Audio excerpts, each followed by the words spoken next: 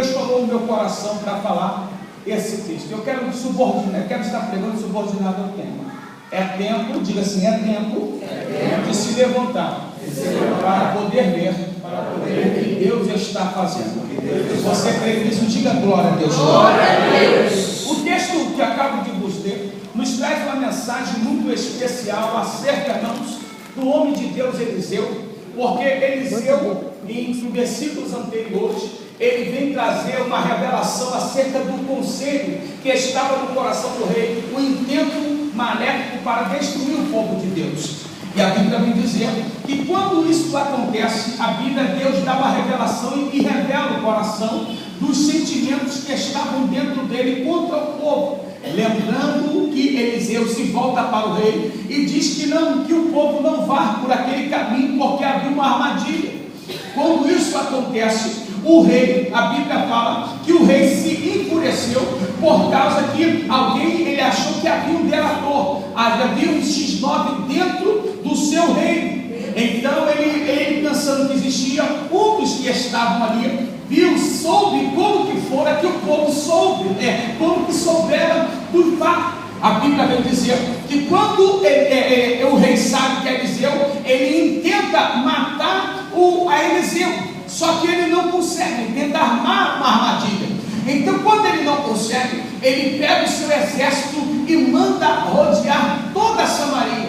Ele faz um tempo, não consegue, não tem êxito mais uma vez. Então a Bíblia vai dizer que ele, de uma maneira muito astuciosa, pegou todo o seu exército e arrodeou e colocou em toda a saída da cidade. Ele bloqueou todos aqueles que iriam sair. A partir desse momento, Ben-Hadad, ele coloca o seu exército em ponto estratégico, de maneira que se os homens quisessem sair, não poderia sair. A Bíblia vai dizer que com o passar do tempo, a comida que existia dentro de Samaria estava acabando. A situação começou a ficar tão crítica que o que eles tinham já começou a sofrer retaliações entre eles. Por quê?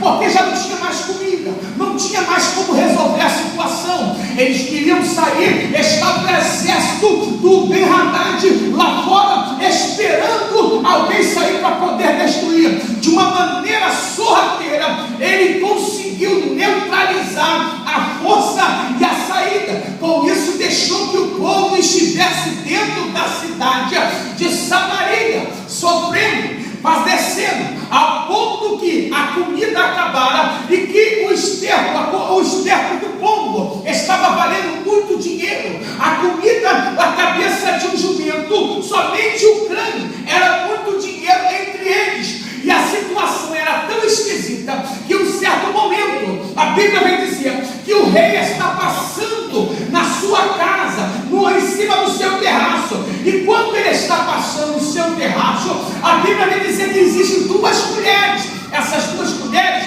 elas estão discutindo entre si. E ele parou para ouvir essa discussão. Ao parar para ouvir essa discussão, ele percebe que uma grita para ele e diz: ó meu rei, me ajuda. E o rei pergunta: o que posso fazer, mulher?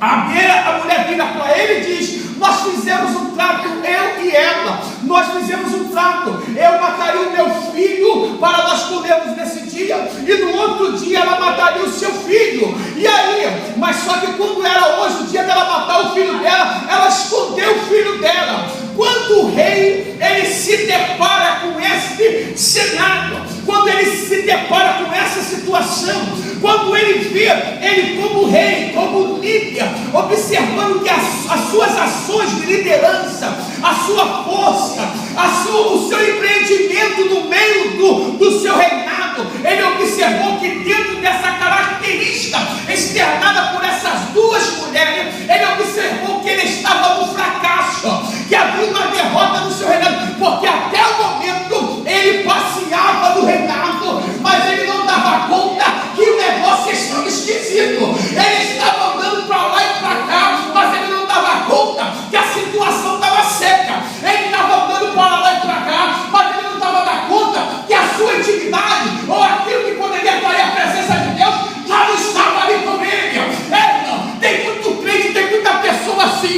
já está até andando para lá e para cá, quer vir até na igreja, mas não está dando conta. Ou seja, que não é somente vir para a igreja. Aleluia. Aleluia. Ei, deixa eu dizer um negócio para você. Eu vou falar um negócio para você. Existem pessoas que até vêm para a igreja, elas até estão na igreja, mas o foco dela é tamanha a querer a bênção que ela não percebe que existem áreas da vida dela que precisa ser mudada. Existem áreas da vida dela que depende da sua atitude de mudar, porque aquilo que está do lado dela depende da atitude dela, porque a autoridade está na mão, mas ela está tão focada na bênção ou na vitória que ela não consegue chegar. Hoje eu te convido, você está até passeando, mas eu te convido a olhar para baixo, porque você vai ver o que Deus quer de você nessa noite. Aleluia. Oh, glória. O rei para, e o rei olha, e a Bíblia diz que ele rasga a sua roupa. Diga, ele rasgou a sua roupa. Ele rasgou as suas vestes. Meu Deus do céu. Fala assim, fala Deus. Fala Deus. Diga, fala Deus. Olha, escute. Quando ele rasgou as suas vestes, ao rasgar as suas vestes, ele não... Existem duas coisas que o homem pode fazer. O homem tanto pode canalizar a sua raiva, porque segundo os sentimentos primários, seja raiva, medo e tristeza e alegria, esses sentimentos primários na vida do homem, ele pode muitas das vezes fazer com que o homem ele tenha atitude de positividade, ou se ele se deixar levar com atitudes negativas. A verdade é que esse rei, quando ele rasga as suas vestes, ele poderia muito bem se voltar para Deus, para poder adorar e pedir a Deus que Deus fizesse um milagre. Mas quando ele se humilhou, já houve um resultado bom, porque quando um rei se humilhava diante de Deus, ele estava pedindo que Deus viesse entrar com a solução no seu rei. Mas houve uma coisa dentro do coração do rei, que ele achou que a culpa de tudo aquilo que estava acontecendo era de Eliseu. A culpa era de Eliseu. Por isso ele disse: faça-me um tanto hoje se a cabeça de Eliseu não estiver sobre esse lugar aqui. Ele estava dizendo: eu vou matar Eliseu, porque Eliseu é o culpado. Mas só que por que Eliseu é o culpado? Porque Eliseu profetizou para Ben-Hadad, ele profetizou para o rei e revelou aquilo que estava oculto no coração dele. Sabe o que está acontecendo no tempo de hoje, meus irmãos? É que as pessoas, muitas das vezes, quando o profeta se levanta para contar ou para entregar o mistério que Deus está dando, porque as pessoas que a palavra que vem vai descer o seu ego, depois que a palavra que vem, olha, mexer na sua vida, você vai ganhar isso, irmão, você vai ganhar isso. Mas se você não olhar e observar quais são as condições que estão ao redor da tua vida, você está andando sobre um caminho gelado. Livro de Deuteronômio, capítulo 32, verso 35. E quando minha é a vingança, e quando resvalar o seu pé, chegará o dia. Sabe o que Deus quer dizer? Que o homem e a mulher ele vai caminhando, e é o seu erro, a sua falha que vai pesando o seu caminho para vir a vingança. Deus está dizendo: temos que nós observar e olhar ao redor da nossa vida o que está acontecendo. Não é porque estamos andando, não quer dizer que está tudo bem. Aleluia. Maravilhoso. Fala, Deus. Chega lá a hora. Não é porque você está na igreja que está tudo bem.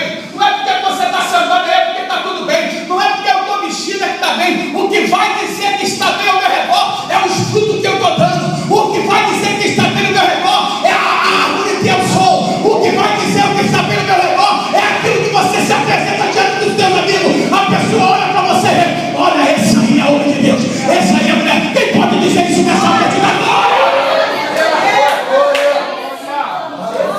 A Bíblia diz que ele rasga a sua roupa. Meu Deus. Diga, enquanto isso, o exército está lá fora. Ele está neutralizando toda a Aleluia. Aleluia. Aleluia. Vamos nos alegrar mais um pouquinho. Diga assim: quando o líder se humilha, Deus levanta profeta. Meu Deus. Fala para o seu irmão: quando você se humilha, Deus levanta profeta. não se humilhar, não tem profeta. A Bíblia vem dizer que eles estão lá dentro, irmãos, e isso é espiritual, que eu vou dizer para os irmãos. Na minha missionária, o diabo, o rei, não conseguiu entrar na cidade de Samaria. Ele não conseguiu, Priscila, entrar lá. Mas sabe o que ele fez, meu irmão? Ele ficou em todas as entradas que poderia levar suprimento para dentro da casa. Sabe o que é que o diabo está fazendo? Sabe o que é que o inimigo está fazendo?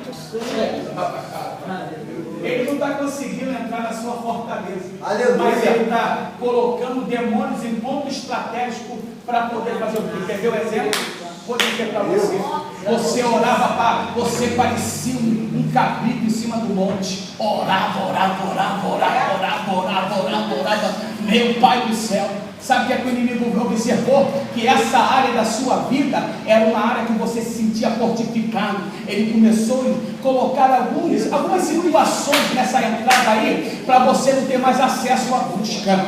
Ele começou a colocar algumas coisas. Você era um adorador. Quando você cantava, o fogo descia, a glória descia. Mas além de você ser adorador, tinha um negocinho que você fazia na intimidade com Deus, que quando você fazia e você abria o gogó, Deus soltava a glória. Sabe o que o inimigo fez? Começou a jogar alguns negócios ali. Começou a jogar um negócio ali. E sabe o que foi fazendo?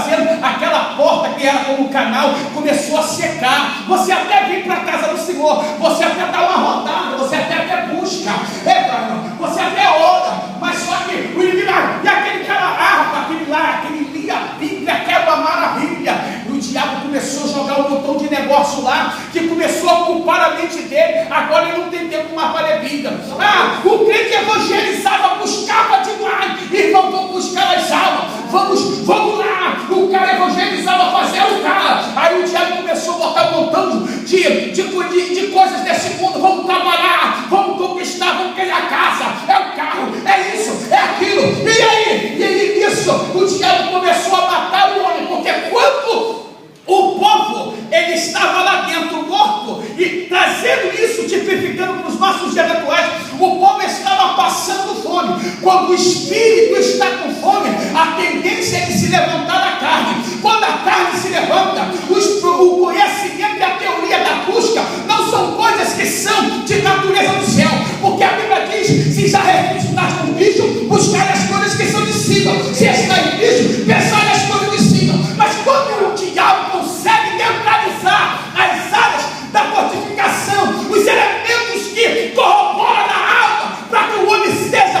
em intimidade com Deus, ele começa a suscitar dentro dele sentimentos que são de relevância naturais. Ou seja, o que ele quer? Ele se preocupa em trabalhar, ele se preocupa em ter dinheiro, ele se preocupa em ter a casa, ele se preocupa em a obra do Senhor. Quando ele vem para a igreja, não é para adorar a Deus, não é para buscar, é para buscar alguma coisa material. Sabe o que está acontecendo? Ele está passando fome, ele está matando o filho para poder comer com a outra vida. Ele está incontente dentro da casa do Senhor. O chefe, o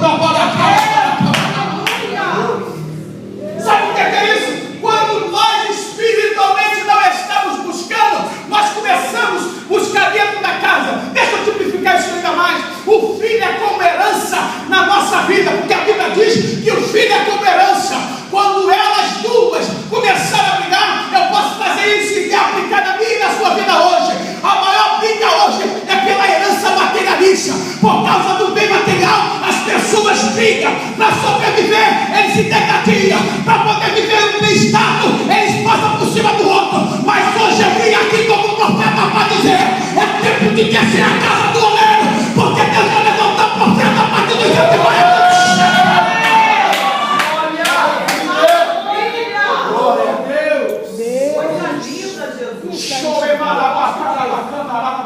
Quando o espírito está morto, quando o espírito está com fome, quando você não tem, quando o diabo meu irmão, você pode até ver. Quem nunca viu aquilo? Quem nunca já viu irmãos que eram uma bênção e agora estão apagados? E quantos que aqueles que estão apagados que nem se fala na rede, nem se vê, sabe por quê? O diabo conseguiu neutralizar as áreas da vida dele. Mas foi Deus? Não, é o diabo, minha jovem, é o diabo. Ele conseguiu. O diabo hoje, ele não tira as pessoas de dentro da igreja, Ele permite que ele pega que as pessoas ficam dentro da igreja para tentar contaminar e vem com mensagem podre, mensagem profana, mensagem do determinismo. Determina aí que você vai receber nada, meu irmão. Não paga o preço não para você ver. Em jejum, oração e obediência para ver se você vai ver a banda passar, o carnaval vai passar e você vai ficar aí. E se você não vigiar, Jesus vai buscar a igreja, você vai ficar aí esperando até chegar. Ei, Deus não está preocupado com esse evangelho barato, não. Deus está preocupado em homens e mulheres que entendam que existe a herança na vida dele, mas eu não vou matar a minha herança para poder arrecadar o outro. Eu quero a Deus. Aleluia! Jesus! Aleluia! Fala, Deus, que eu te Fala para o seu irmão assim, aleluia. Tem que se humilhar. Irmão, você chega na casa do Senhor, eu imagino aquele rei. Diga assim, a responsabilidade está sobre a minha vida. Você não, eu não vou dar conta de você. Você vai dar conta de você. A irmã pode ter acesso a sapatinho, né? Lá tem a irmã sapatinho de fogo, varão de glória, o irmão que pega a visão, vê o raio-x. Irmão, meu Deus do céu, ele pode fazer tudo isso, mas você não tem atitude de mudar não para você ver se a revelação vai dar jeito. Vai pensando que sua revelação, além da Deus só está te mostrando o que ele vai fazer lá na frente, mas a atitude disso acontecer é você que tem que ter atitude. Aleluia! Não, vai ter